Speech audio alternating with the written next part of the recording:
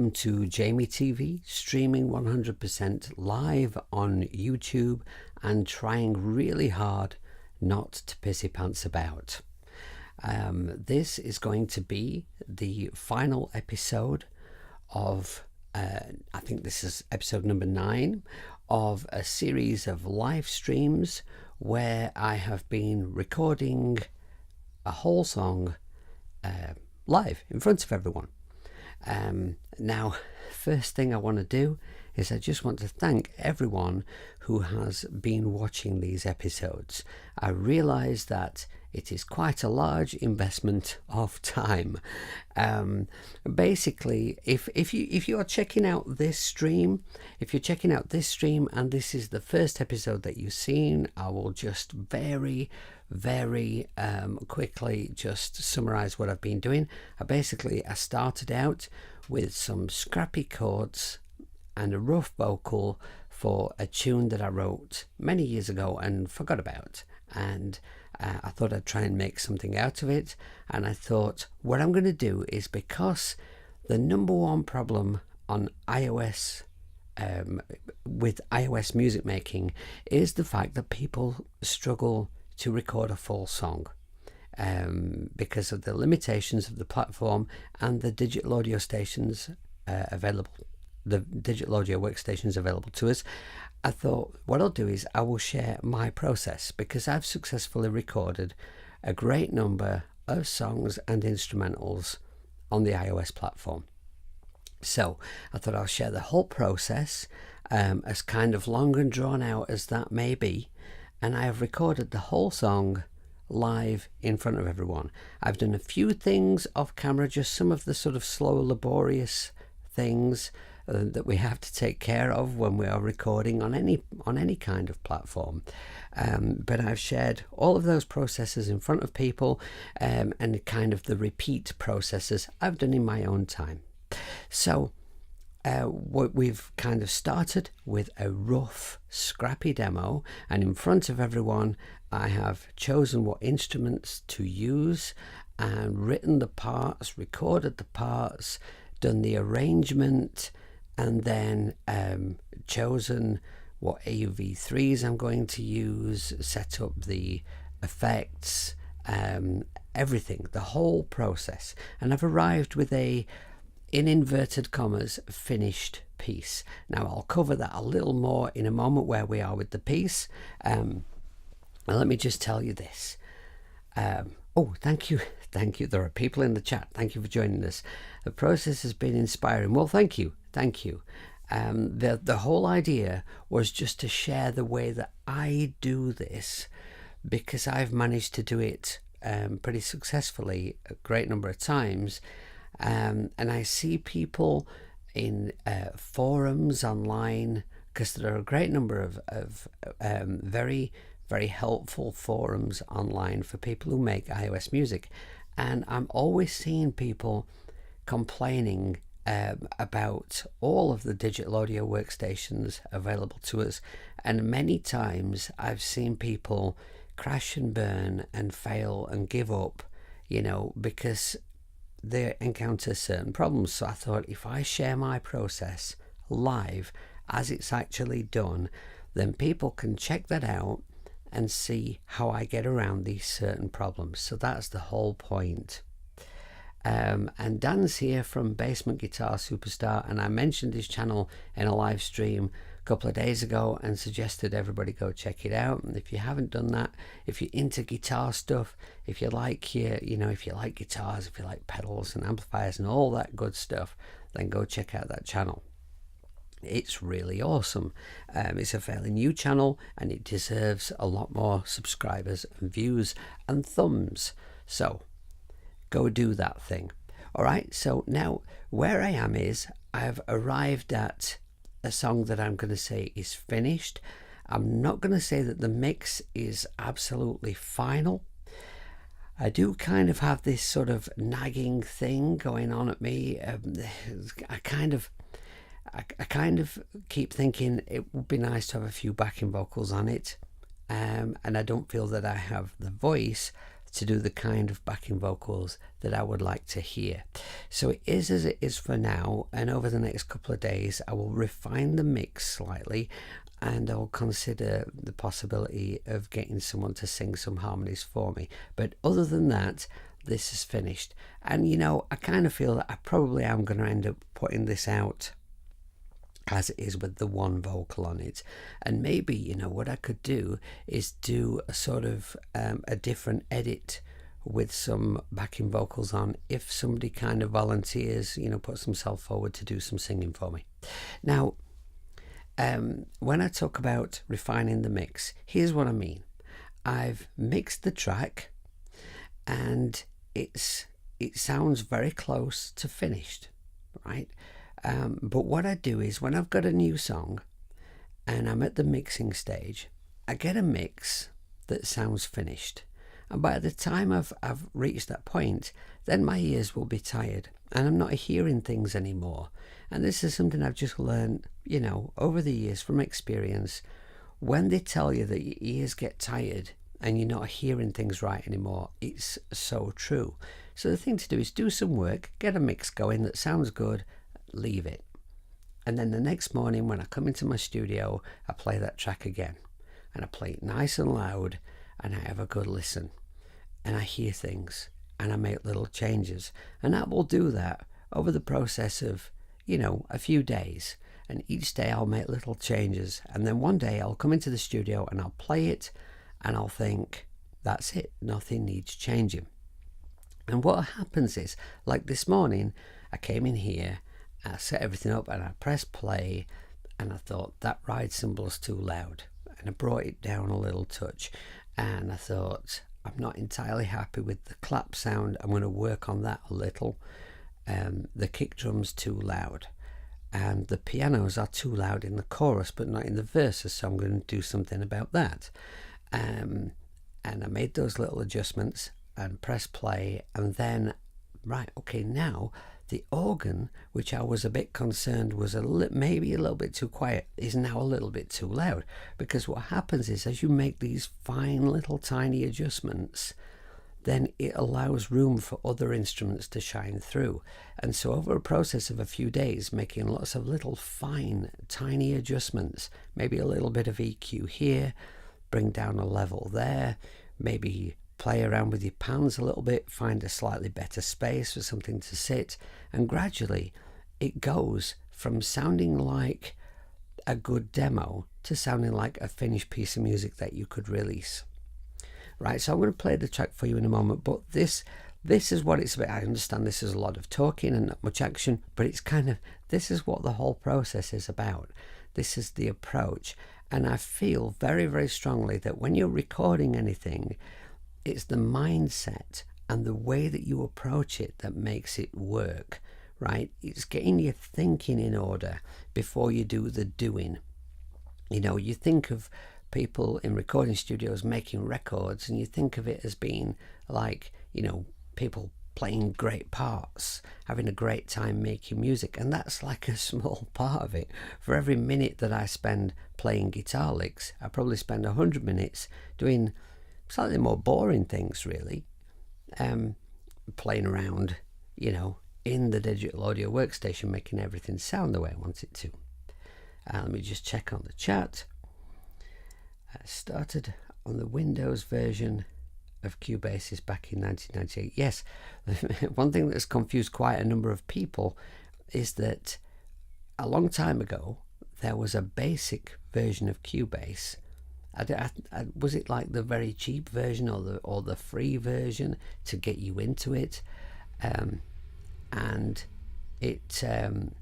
it was called Cubasis at that time, and then they stopped using that name for it, and now they use that name for the iOS version. I use Cubase 11 Pro on my laptop and desktop, loving Cubasis for the iPad for remote recordings, then fly the tracks to Cubase. That is a great way of doing it. Can I just say at this point, before I continue to answer that, that I envisage today's stream being somewhat shorter, because I'm here to play the track, pass on a few thoughts about the process, answer any questions that you have, right?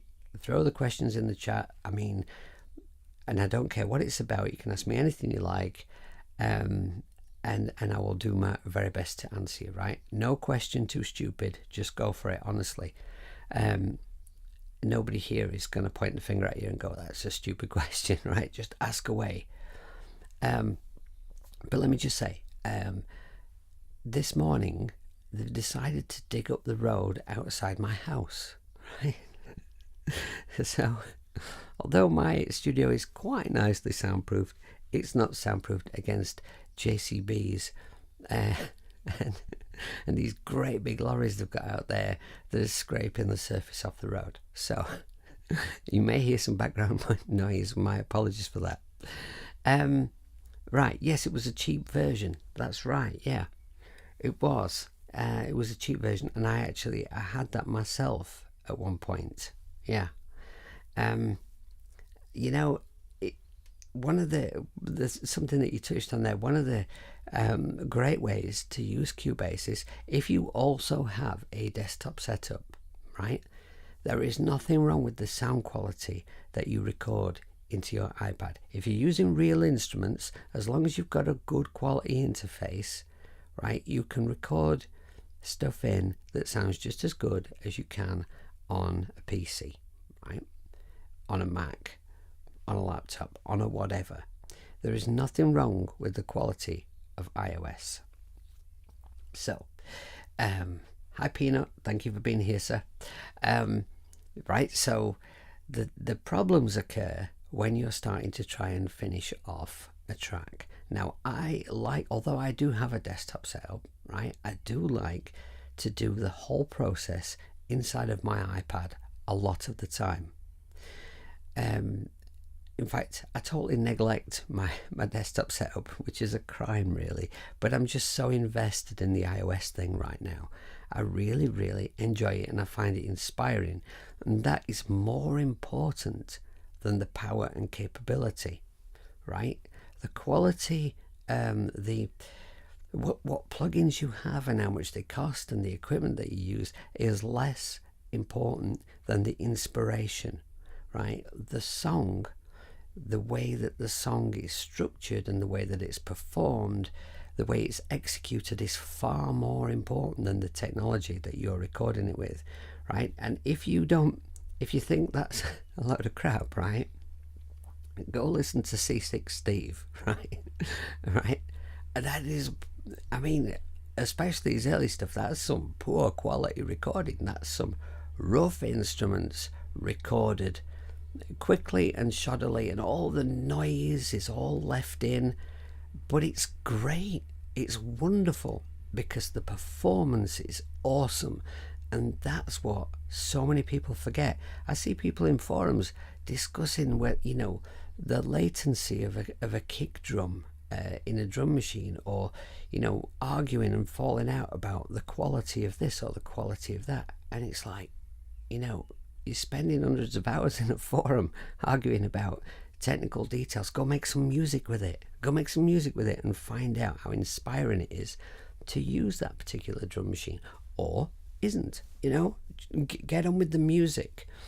Don't get lost in the details, right? So I have this mix, and I think the best thing I can do right here now is oh yeah, so sorry, so I was going to say yes. So it's actually very, very easy to export what you've recorded so far in a Cubasis project to your desktop and continue working there in whatever digital audio workstation you want. And that's something I perhaps ought to do a video about at some point, but at the moment I'm focused on helping people to complete the whole process on iOS. Okay, right, so what I'm going to do is I'm going to play this track for you now. I'm going to close my mic for a moment, so that will kind of cut out the noise of the JCBs outside the house, and let you have a listen to the track from start to finish, and then I'll show you the little bits and bobs that I've added to the track since yesterday's stream. And don't be shy, throw those questions at me. Right, so I just need to go, actually no, I can do this here. can go to here and just switch off my mic and play the track.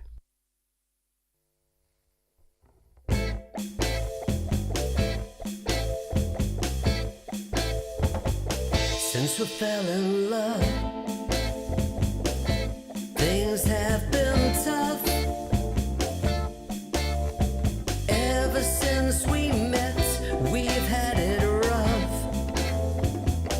But I have no doubt you're the one for me.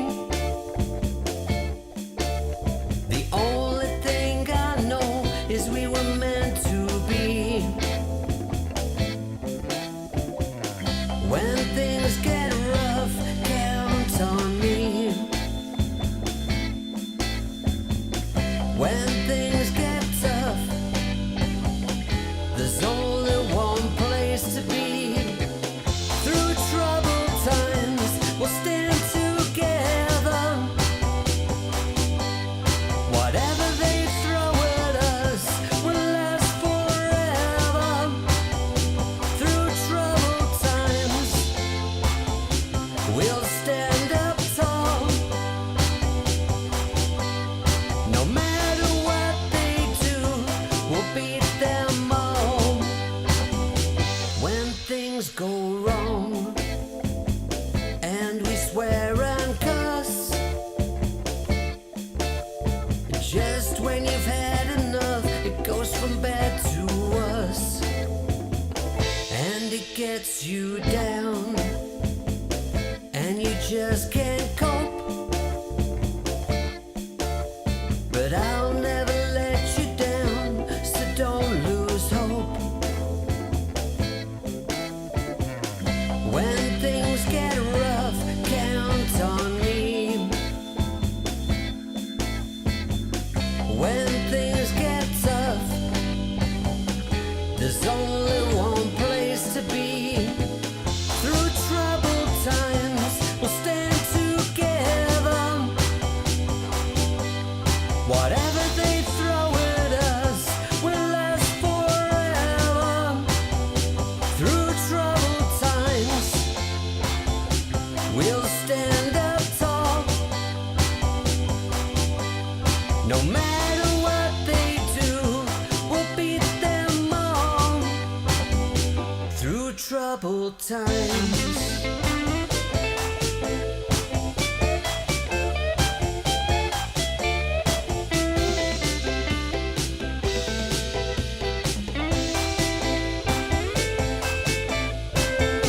When things get rough, count on me.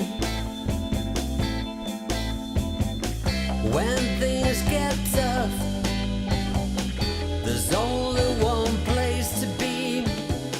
Through troubled times, we'll stand together. Whatever they throw at us will last forever. Through troubled times, we'll stand up tall. No matter what they do, we'll beat them all. Through troubled times, we'll stand together. Whatever they throw at us will last forever. Through troubled times, we'll stand up tall. No matter what they do, we'll beat them all. Through troubled times.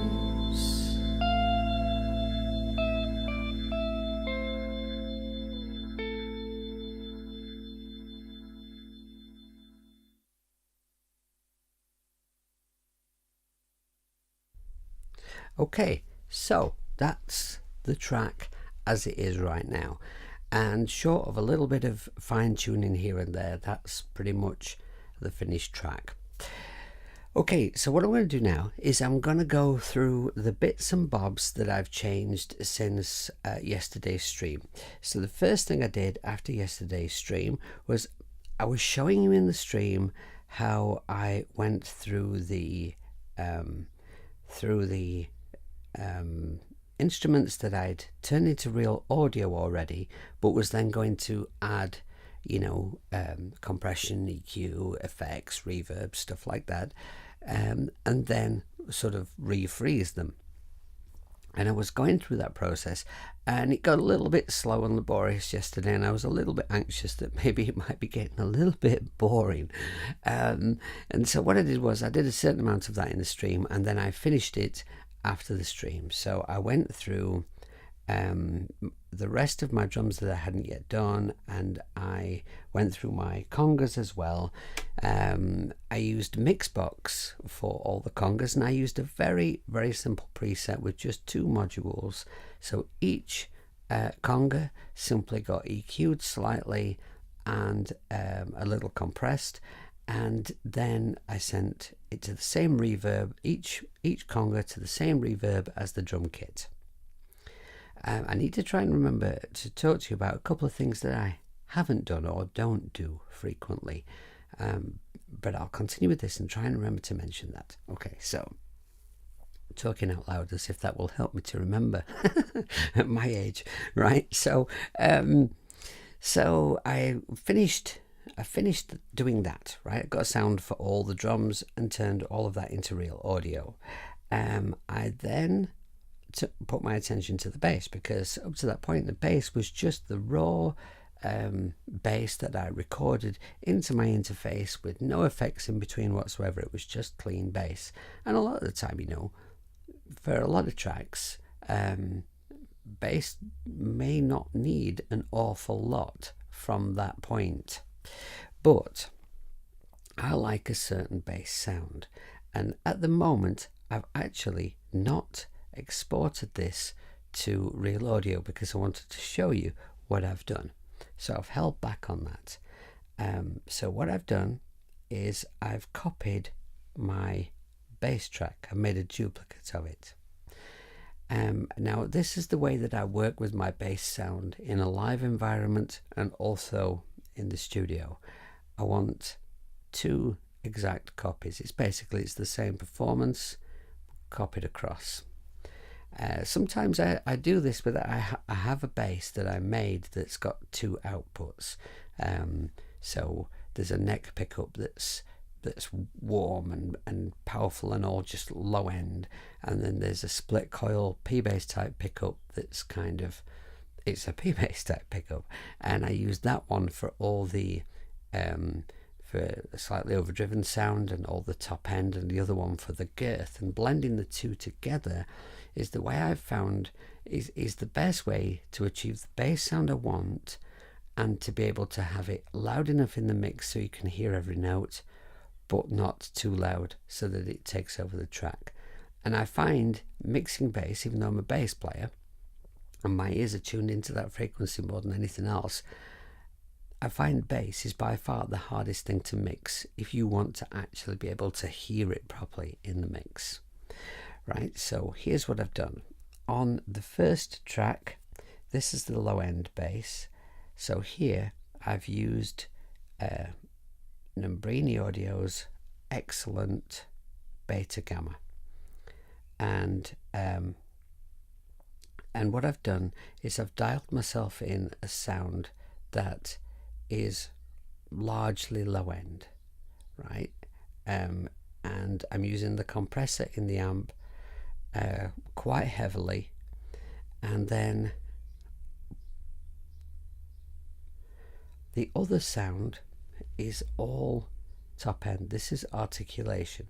There's no bass frequency to it at all. So the difference that you get, here's the low end bass.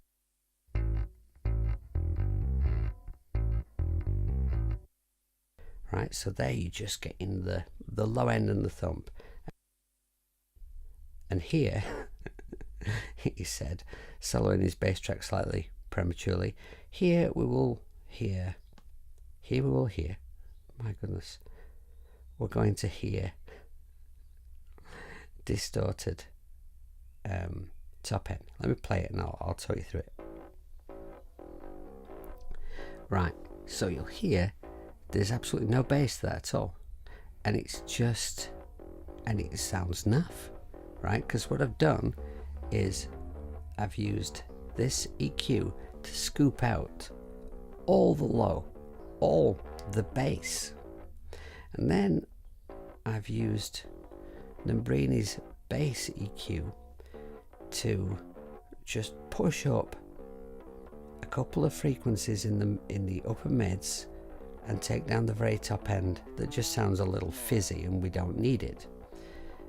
And then I'm compressing quite heavily with the Magic Death Eye compressor, which is wonderful, excellent compressor, but it doesn't sidechain yet, which is a shame. And then I'm adding some drive to it with this effect, which is essentially intended for guitar overdrive. Now that blend of sounds, what it gives me is, when I dial the two in together, I've got all the lows here and then the articulation here. If I take that out, you've just got thump again. And now you've got enough bite and clarity to push it through in the mix. So the way that I mix this is, when I come to mixing, I will take the low end bass and I'll bring it up in the mix until I can feel the bass, right? So I'm working, and when I'm mixing, to be honest, I very rarely use headphones at all, right? So I'm using my studio speakers and it's turned up nice and loud, and I'm going to bring up that low end bass until I can feel the bass, until it's proper, giving you that oomph that you want from the bass guitar. But at that point, I'm not hearing every note. I'm hearing that the bass is there and I'm feeling the bass. Then I bring up the articulation and it just comes up just enough so that it changes everything and you can hear all the notes.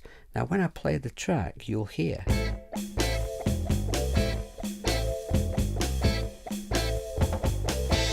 that's pretty effective, right? And this method of splitting a bass signal and getting a sound on the bass in this way is something that only a few years ago was quite uncommon. I got it from Billy Sheehan, who's one of my bass heroes. He's done it, for years and years and years, and I was inspired to do it by him. But recently I've heard a lot of producers talking about doing this, and they're doing this not just like in rock records and stuff, in for pop records, mainstream stuff. So I started doing it a long time ago, so so I was right all along. Okay, and then what else did I do? Right, so I got myself a bass sound. And then I decided that the piano was too loud in the chorus, but I didn't want to turn it down because I felt that it was just right in the verses, right? So in the verses, you've got this amount of piano.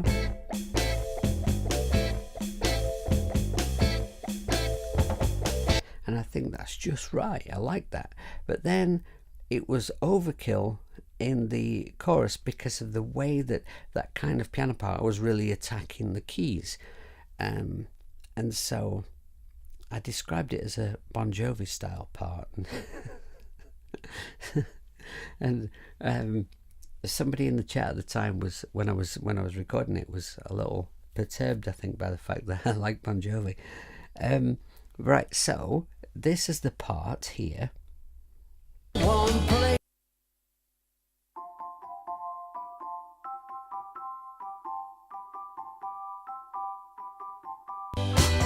Now you'll see what I've done is let me zoom in on this so you can see this nice and clear. Right, so what I did was, this is the end of the verse here, then there's no piano here because that's the pre-chorus where the piano drops out and the organ takes over. And then we get to the chorus. What I've done is I've put a split just here, split the audio, and then I've used this handle at the top of the audio, which some people don't even know actually exists in Cubasis, to adjust the volume. So it would be like this, right?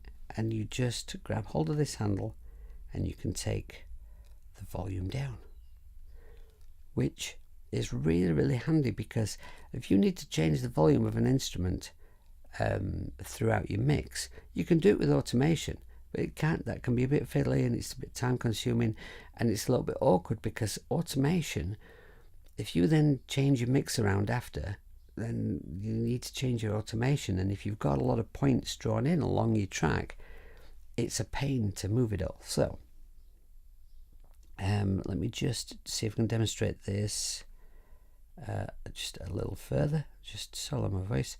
Okay, so right, bring this handle down, and you can really, you know, really, really effective thing. And I think it was about there before.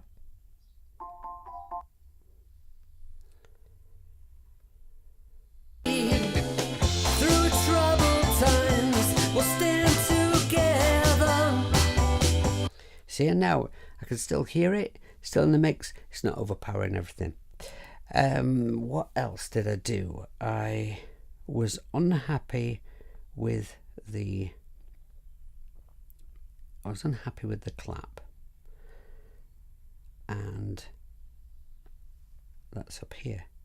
Right, so this clap, I was a little bit, when I got a sound for the clap yesterday, I was really happy with it. You know, it sounded great. I put a little bit of a slapback delay on it, some nice reverb, and it sounded really good. I was really happy with it.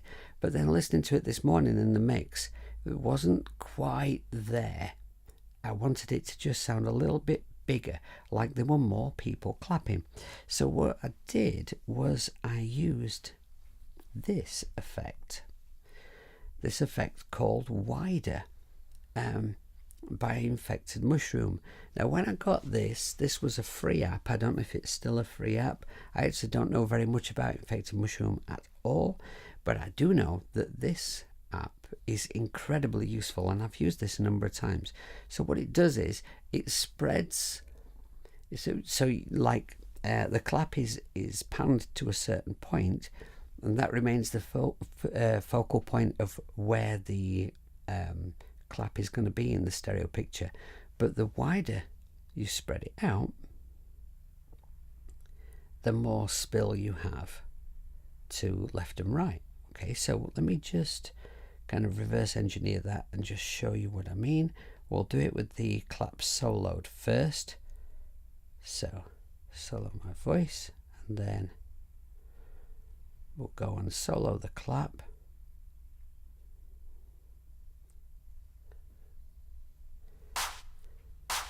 Right, now bring it in, and now because it's spilled out to left and right, it just has that effect. It sounds like more people are clapping, which is good. Hey system, thank you for being here. We're just listening to a clap. I bet you're glad you joined. Okay, so once again, I'm just gonna remove the clap like some kind of magic doctor. Hang on a minute. Oh, all right. Without wider, with wider. Okay, now let's just do it in the mix. Take all the solos off. Right, so in the mix without wider. Through troubled times, we'll stand together. And then with. Through troubled times, we'll stand together. Whatever they throw at. Okay, now it's a subtle difference in the mix, but I'm just happier now with the sound of that clap. Now I need to remember to tell you about the fade out, because that's something quite a lot of people don't know how to do. But before I do that, I want to tell you about something I don't do. Now, if you watch a bunch of I'm sorry about the noise outside, it's getting a bit louder at the moment. They're digging up the actual road right outside our house at the moment, so scraping the surface of it up there. Okay, so if you watch some videos on music production on YouTube, you'll hear gain staging talked about an awful lot, and that is where when you're getting ready to do a mix, you then use some plugins, or you use in Cubasis you can use the channel strip to bring each instrument to a level where the fader is round about here. As you can see, my faders are all over the place. I don't do that. I mean, some people absolutely swear by it, but when I first learned about gain staging, it was something I was keen to do, because people tell you that, you know, it makes it easier to mix, you get a better mix out of doing it. And, you know, so I learned how to do it, and I did it, and remixed a track that I had just mixed, and it sounded exactly the same. And I've experimented with it a number of times, and I've not found it to be of any value to me. Now, it may work more effectively for other people, it may work more effectively for other kinds of music, but for me, recording, you know, real audio stuff, songs and, you know, vocal tunes, I've not found it of any benefit to me. So that's something I just don't do. Another thing I wanted to tell you about was yes, right, now when you get to the end of the track, so you reach that point where you've got your last note, right, and then the last note sort of hangs, and you do a little fade out at the end. Some people like to record a whole bunch of choruses and gradually fade them out at the end, like an 80s pop single. That's not for me. I like to finish a track. So at the end you get sort of a last note. Through troubled times. And then as we reach that last note, then I bring the volume down so that it fades down to 0. And as I was talking to you then, my voice was fading out with the track because I've put a master fade out here, which is the thing I want to tell you about. Okay, so that's never happened to me before. Apologies. Right, so when you get to the end of the track, right, you've got your last hit on each instrument, and so what you can do then is you could go to the end of each instrument. You could decide where you want your fade out point to be. Let's use something that's a little bit that's of no consequence. Right, okay, so I'm just going to go to the end of this snare here, which has a long tail I need to cut off. Right, so let's say if this is the end of the track, and I've decided that I want the music.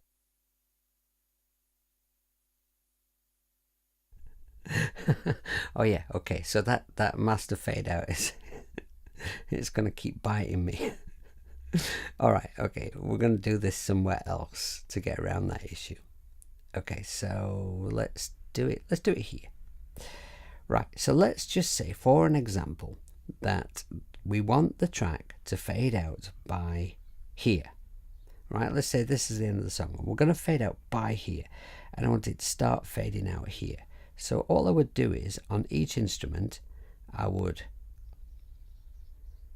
bring the end of the audio to there and grab the top right hand little square and put my little fade out like that. Now if I go through all of the tracks and do that, then all of the instruments are going to fade out by the same point. Now I'm going to undo this. Okay, but there's an easier way to do it. And the easier way to do it is to use some automation. Now, automation is something that sort of worries a number of people. It's kind of, you know, it's kind of getting a little bit deep into the technicalities, and, you know, is it going to be a bit difficult to do? It's actually really, really simple. So best way to show you. Right, okay. So the best way to show you this is, right, you can put a master fade out on the end of your track by pressing on any instrument. Doesn't matter which one. And then you go to automation. And then you click in the little window before. Now I've already set this up. But just pretend that there's nothing written in that window there, right? You press on the little window. And then down the left hand column are all the things that you can automate. Hello Paul, thank you for joining us. Hey Nobat. So you zoom all the way down to the bottom of the many things that you can automate in Cubasis. And then the second thing up from the bottom, under stereo out, you click on volume. And then you scoot along to the bit of the project where you want your fade out to begin. And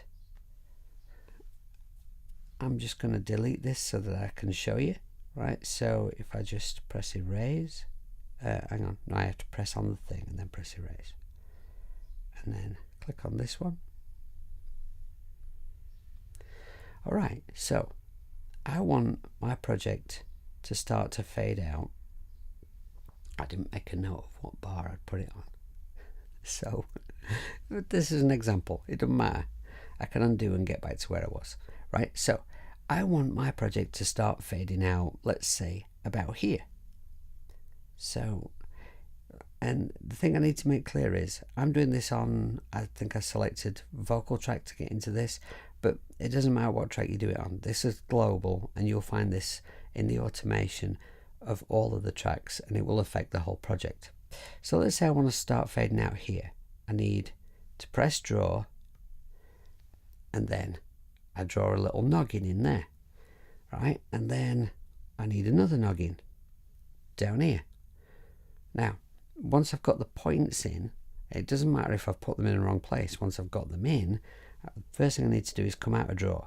So if you forget to come out of draw, things go pear-shaped very quickly. Now, here,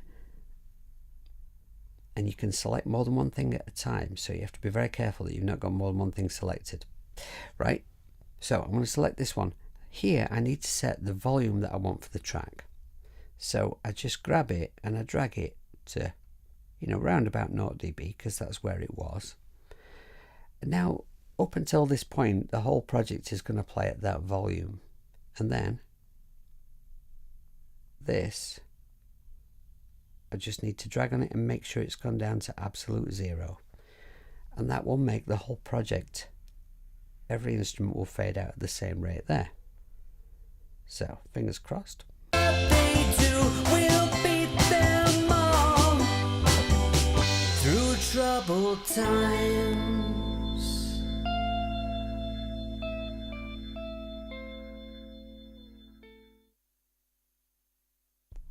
Okay, now you hear how it faded everything out, and because I'm using a track in Cubasis to speak to you on, right, it's actually it fades out my speaking voice mic as well. Of course, I've put this fade in slightly the wrong place, and I'm going to undo it in a moment to get back to where it was.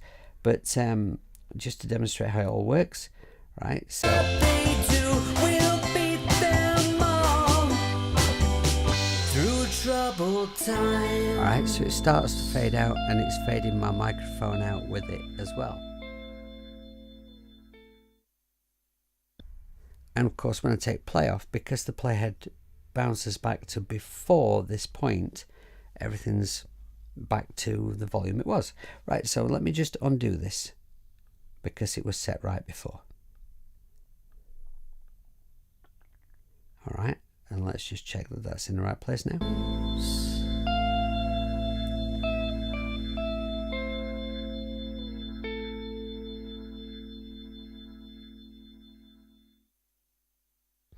Alright, that's how you get a nice global fade out nice and easily. Now, automation is something that I don't use absolutely tons and tons of. It's something that I ought to explore more, but making the kind of music that I do, it's not like I need it quite so much as maybe somebody who makes like electronic dance music, where you're wanting to have moving filters and modulations and things all the time, where you might want to, say, control an effect on a vocal constantly, or constantly have things panning side to side. When you're making music with more, traditional, I guess, rock instruments, maybe acoustic music and stuff, that kind of stuff just doesn't come into play as much. So it's something that I can do, but I just don't use it a lot. But I can answer any questions that you have on it. All right, so I've reached a point now where I've shown you all the new bits, everything that I've changed. So does anyone have any questions at all about recording? It doesn't have to be on iOS, it could be any platform at all. Anything to do with music or anything you like. Ask me anything you want. But otherwise, I'm sort of approaching time to round up this series of streams now. So I'm just going to have a quick check of the chat and see if there are any questions here that I've missed. No, I don't think so.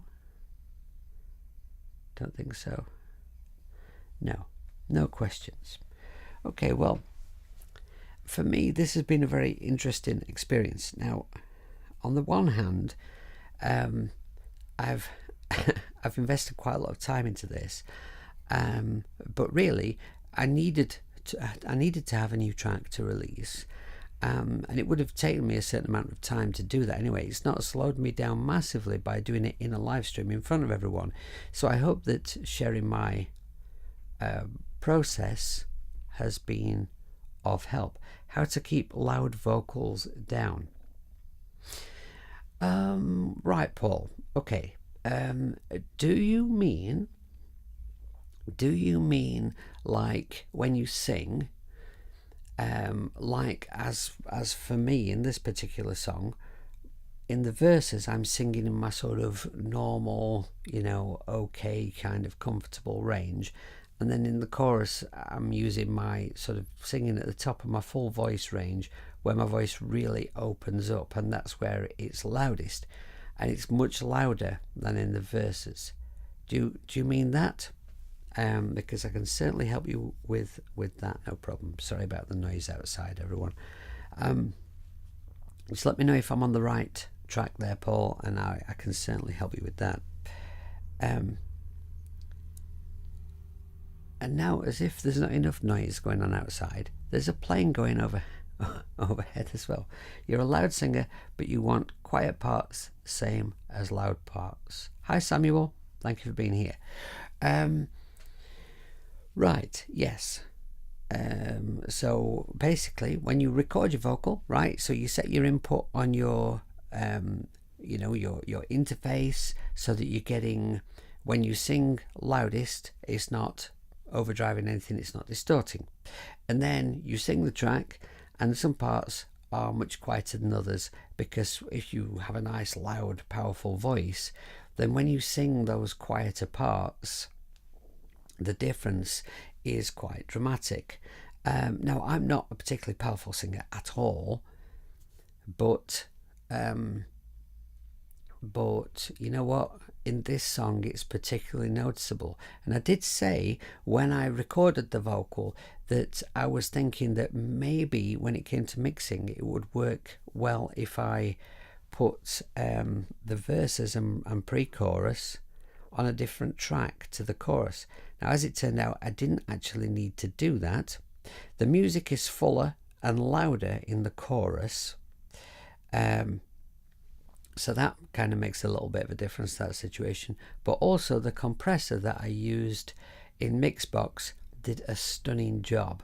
And if anybody wants me to share the preset that I made for my vocal for this track, I'm more than willing to do so, even though normally I just share those things with my patrons, but I'm quite happy to send it to you. And it's actually very, very easy to take a Mixbox preset that someone sent to you and use it, right? That might actually be a really good way of getting into it and looking at what those settings are, and then just fine-tuning them a little for your voice. But basically, It's about getting that level right in the first place, and then it's about having the compressor set so that it doesn't make it too flat, too unrealistic. There are a lot of modern dance tracks where the vocal is at the same level the entire way through the song, and I don't really get that, because music should have drama. It should have loud and quiet. You know, it should go on that little journey volume wise, up and down. If you've not got any, if there's no dynamics to it, if it's just like a constant level, it's very, very tedious to me.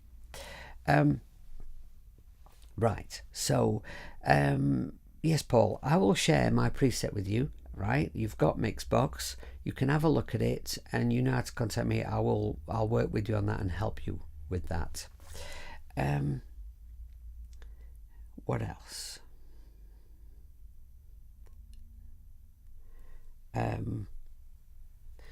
Is this the suggested limit of tracks, or can there be much more, says Nobat? That's a really, really good question.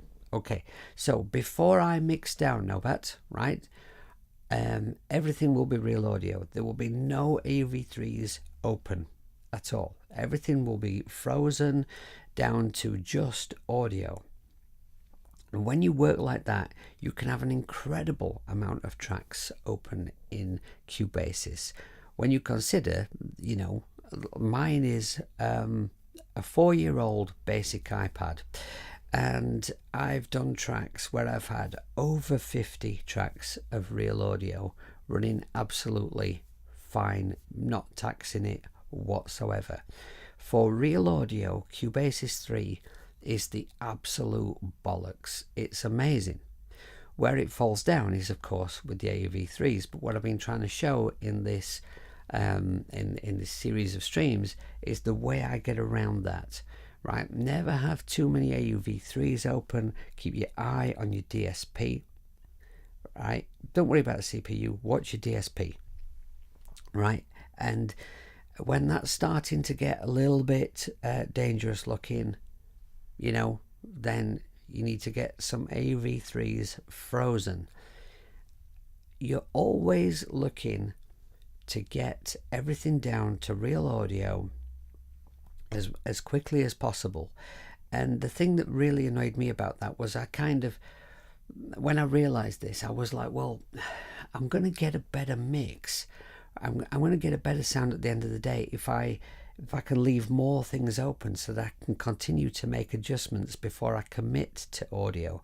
And the way around that is just simply keep making duplicates of your project. And then if you commit something to real audio and you regret it later and you want to change it, it takes seconds to go to your saved, you know, duplicate project and get into there where you've still got MIDI and you've still got your AV3s open, and you make the changes that you wish that you'd made before, and you export it to real audio again and bob it over to the other project. It doesn't take long at all, and it's a nice little workaround that makes it possible to keep everything as real audio. And I think a really big problem, one of the things that causes this, is that people who are into iOS music are very proud of their apps. They're very precious about their apps. They like to make little videos to share with other people of their little projects that they've made, and they like the apps to be on display.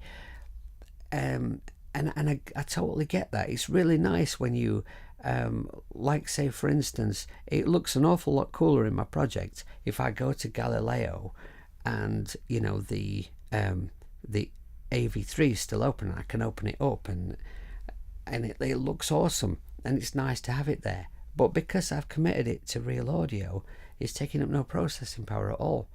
That is the way around. That's the way forward with iOS music making. Right? So in answer to your question, the limit of tracks, right? If you've got AV3s on every track, your limit of tracks might be 6 tracks. If it's real audio, it's plenty more than 50. I don't know. I've not tested it, but you know, 50 real audio tracks. I mean, that's a lot, you know. It's enough to make a meatloaf record, if you want to make a meatloaf record. Is this my workflow most of the time, says System? Yes. When I am working in a traditional digital audio workstation on iOS, making a song, a track, real instruments, that sort of thing, this is the workflow that I have arrived at through using iOS rather a lot, and it works for me. During this series of streams, this is episode 9, I've had one crash, and that was when I froze the track and I got quite a few AUV3s open and I was pushing it a little bit, and we had one crash. Now, people complain endlessly about Cubasis crashing. What I'm trying to put across with these streams is there's a way of using it. There's a way of using it that works. So yes, this is my workflow for making this kind of track most of the time. I also love to work with AUM and LK or Helium or Atom. I like the Rosetta Suite. I like the modular emulations. I like doing experimental stuff in AUM, but my main thing that I really love to do in AUM is to try to use it as a digital audio workstation of sorts. And I find that really, really inspiring, the way, because it's kind of not really meant for that, right? But we wish that AUM was kind of a full door because it's so efficient, and it's led to me coming up with some quite weird and wonderful and interesting different things that I otherwise would not have arrived at. So I like to kind of bounce between the two things. Now that I'm nearing completion of this thing, I'm really itching to get into AUM, learn more about Helium, demonstrate some of the apps that I've got hold of recently but haven't demoed yet because I've been doing this, and do some experimental stuff. And when I've done that, I'll be ready to bounce right back to doing a regular track in Cubasis or Audio Evolution or something. So where are we? If you double click on the track, you can edit the volume in Draw. Yes, you can do that. Yes, you can do that. Yes, I don't tend to do it that way, but yeah, you can. In fact, that's an interesting thing, actually, the way that we each of us arrives at certain ways of doing things and certain workflow, and although you can do that, it's something I don't really very often think to do, and it's interesting that you mentioned it. That's an option that maybe I should look at myself. System is loving his Mixbox experiments. Yes, Mixbox is wonderful because that rack of modules there, you can use it for very sort of traditional type things like I have in this project, to sort of compress and EQ and saturate slightly, traditional instruments and voice. But you can also use it to it's some fantastic experimental stuff. Some of the things I've done with synths, just by pissy panting around a little bit in Mixbox and opening modules you wouldn't normally associate with the synth, but let's try it, let's just throw it on there. Magic stuff.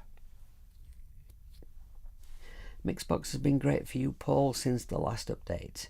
Getting into it, making your own presets. That's awesome. Excellent. I'm glad to hear.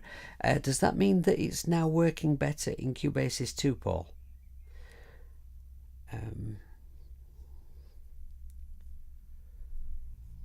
One could record into Cubasis from AUM. Paul says he has problems sometimes running from AUM into Cubasis. It often loses the link. Yes, it does often lose the link. Now, two things about that. I'm not sure whether the problems when you're linking AUM to Cubasis, right? So for anyone who doesn't know what we're talking about, the idea is we would have a project in AUM and we connect it to Cubasis. And what we want to do is record what's happening in AUM into Cubasis as real audio.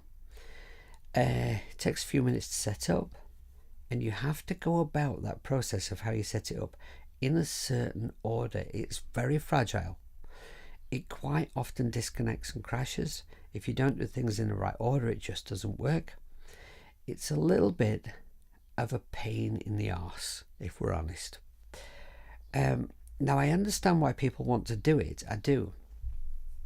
But I mean, I've experimented with it and I've done it and I've had it working, but I don't know whether the problem is Cubasis or whether it's AUM, but I suspect it's simply the limitation of iOS, because, you know, it's not an AV3 connection, it's an interapp audio connection, right? Oh, Paul's just saying yes. Before it used to crash the user interface, but since I updated it, it's been great in Cubasis too. Yes. Mixbox, since it was released, IK Multimedia managed to get it working very, very well in every host application. The only one that we're aware of where it was a little bit crashy was Cubasis 2, and it sounds like that's now being improved, so that is wonderful, because there's still a lot of people using Cubasis 2. It's still a very, very viable DAW. Right, so now this thing about recording AUM into Cubasis, it's something I ought to make a little video about, because I have made videos for people privately a couple of times. That sounds a bit dodgy. Videos where you know, somebody's wanted to know how to do it, so I've just rattled off a rough and ready video very quickly to show them how it's done, and I've done it for one of my patrons as well. I think I put that on my Patreon account, but basically it's not that difficult to set up. I should make a video on how you do it, but here's my thoughts on it, right? If you have a project in AUM and you've got, I don't know, like let's say you've got 8 stems of drums in AUM, right? And you want to connect that to Cubasis 3 and record those drums into Cubasis 3 as real audio. It takes a few minutes to set it up, and it's like a bit dodgy. It very easily goes wrong and you have to start all over again. If you get it right, it works fine. It disconnects itself sooner or later, more often than not. Why not? And answer me in the chat, right? Answer me in the chat, why not? Right, here's my question. Why not just your project in AUM, right? Record all those separate stems in AUM into a folder, then go to that folder and share those stems with Cubasis 3, then go into Cubasis 3 and drag all those stems onto audio tracks, because it's much quicker and easier and less and more reliable, right? Less fraught with danger than connecting the two apps together. Tell me if there's a reason why you want to do it that way, then tell me what it is, because I've not encountered a situation where I needed to connect them together rather than doing that, because I've just found doing that but way quicker. Just checking your chat here. You've asked about the AUM link, Paul. Developers of AUM say it must be Cubasis because AUM wouldn't know what Cubasis is doing, if that makes sense. That does make sense, I get that. Now, I'm not sure that it's Cubasis, simply because I had exactly the same problems doing it with Cubasis 2, and I know people have had problems doing it with other DAWs as well. So I think it's the interrupt audio link is just not that reliable when you're connecting. I mean, we're talking about 2 host applications here, aren't we? We're not talking about just like, you know, a couple of effects apps. You know, it's kind of a big deal to link those two things together. So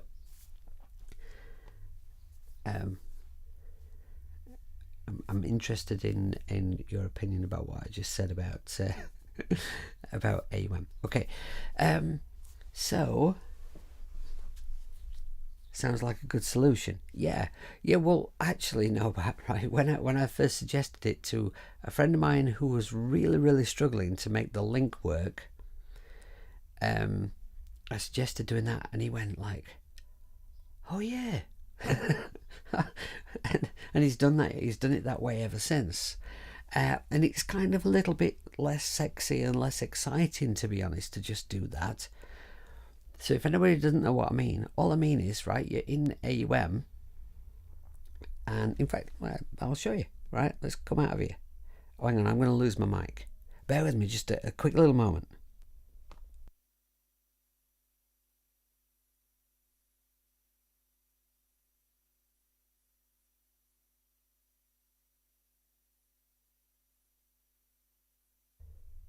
Okay, right, so in AUM, right, what we're talking about is, let's have another audio track here, right?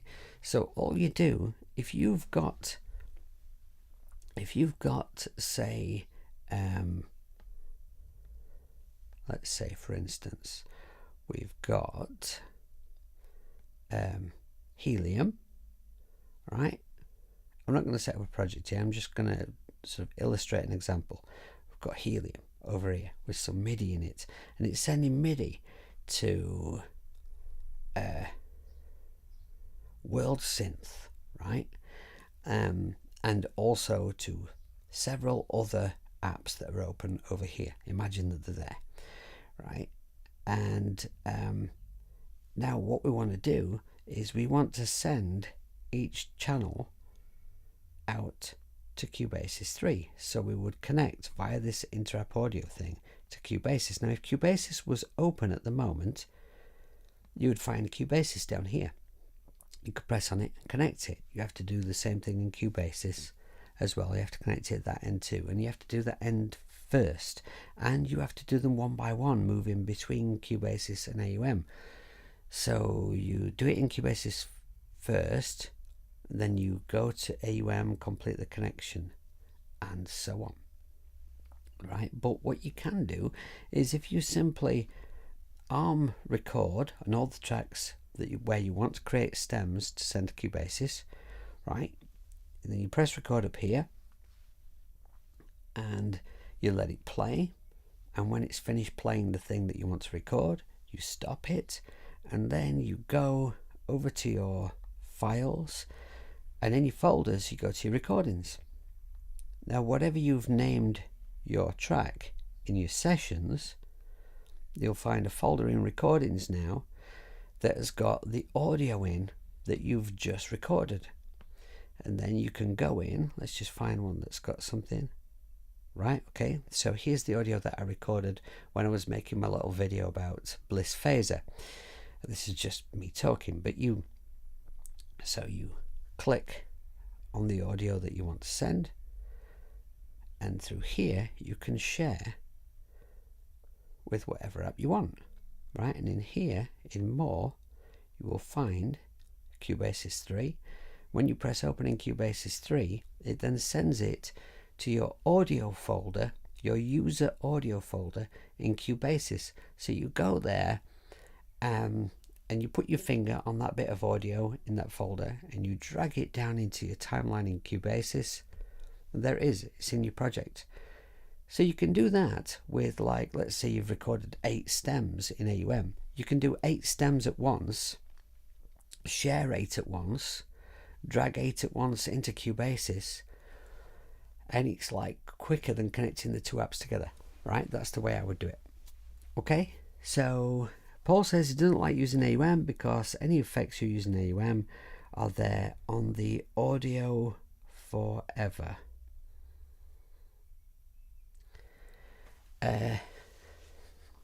Yeah. Yeah. Well, yeah, they are. All right, now, but if you have any issues with that at all, any problems right? Promise me you will contact me and I will help you sort it, right? But I don't think there's anything more to it than what I just said. But honestly, any issues at all, contact me and I will help you sort it out. It's not a problem at all. Yeah, that's for me, Paul. Honestly, one of the most difficult things that I encounter during the process of recording something is commitment to effects, because I find that I really don't want to commit to any effects until I am ready for my final mix. But at some point you have to commit to real audio in order to save on processing power. You mean if you record audio into Cubasis and you've already got effects on in AUM? Yeah, but well, that's just like that's just a reality, I suppose. You just can't. You know what you could do? I'll tell you what you could do, right? Okay. So you have recorded something in. I don't know why I'm selecting. It's just an example. It doesn't matter what I press on at all. Right. Okay. So we've got Bliss Flanger on World Synth. Right. We've got some MIDI coming from Helium. It's playing some fantastic music in World Synth, and we've phased it, right? And then we record a stem of that we're going to shift over to Cubasis, right? And at this point, you're not sure that you've got your phaser set right exactly. I pressed flanger, not phaser, didn't I? Idiot. Like it makes any difference, right? You're not sure that you've got your settings right. Okay, you don't know whether to commit to it or not. So just do two, right? Just do it twice. Do it with the effect, right? Then do it without. Then go into your recordings folder, right? And in your recordings folder, what I want you to do is rename the audio that you've recorded and title it very clearly, right? So, because this is what I do, right? Everything is in my stuff is labeled to exactly what it is. Like here, I mean, it's very simple. I recorded 3 different bits of narration for my phaser video, and so they are Bliss Phaser 1, 2, and 3, right? If I showed you inside of a different kind of a project, there'd be all kinds of labels, and you would know exactly what every single thing was. So just label 1, no effects, right? And then you've got the option, and they'll both be sat in your audio folder in Cubasis. And if you decide that the one with the effect on isn't what you wanted, you can switch them out. Do that. That's a simple workaround, but the simple workarounds are usually the best, especially where we're concerned about resources. Okay, so now before I leave you today, what I want to tell you is this, right? Doing this stream, this series of long streams, recording this whole song in front of everyone, has been really, really good for me. I've been doing live streams for a little while now, but I've only been I was kind of doing one a week, and I was getting slowly more confident at it, and hopefully getting a bit better about it, learning to use the technology a bit better, right? And streaming is something that I need to do more of.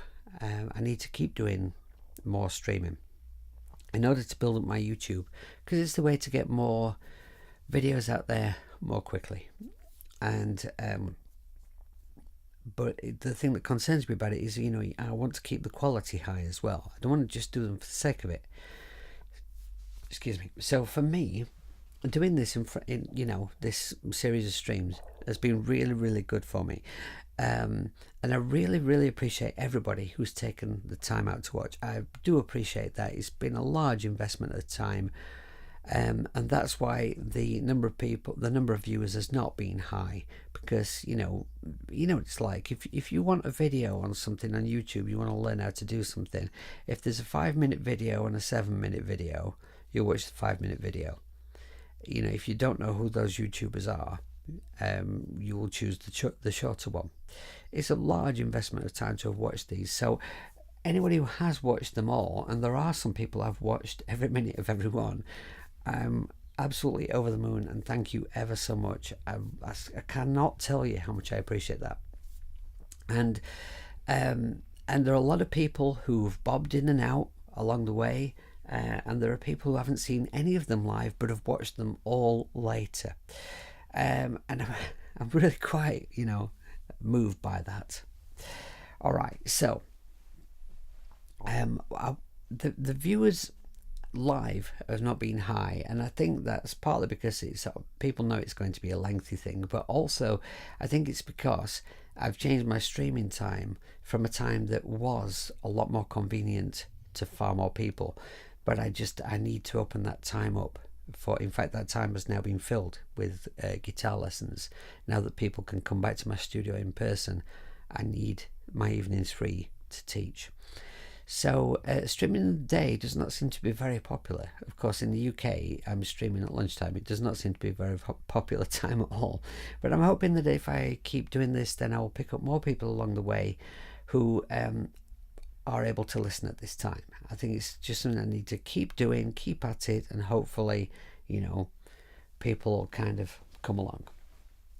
So what I want from you guys is, for future streams, I want to know what you'd like me to do. Now, I am going to be doing, because I've done a long series all about Cubasis, my next few streams are going to be about individual apps. They're going to be about certain bits and bobs of things that I want to show you. In fact, I'll show you something in my iPad here. If I leave that open, I should still have a microphone. Now, what I've got in my iPad here is I've got a series of folders, and these folders these are for my apps, right? So all my drum stuff is in here, my digital audio workstations are in here, my synths are all here, etc. Because there's just too many apps now to have them all out of folders. Then down here I have apps that I've got recently that I need to do a video on, things I need to feature. And you'll see that, I've got Slammer here, for instance. I desperately want to do something with Slammer. I'm going to do something with Helium, and so on and so on. So I'm going to be doing some streams or videos about these apps here.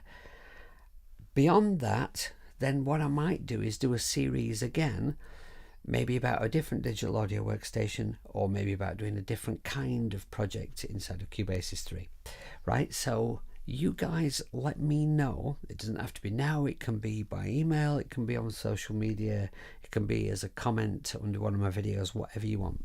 I do read all of the comments, and I reply to pretty much all of them.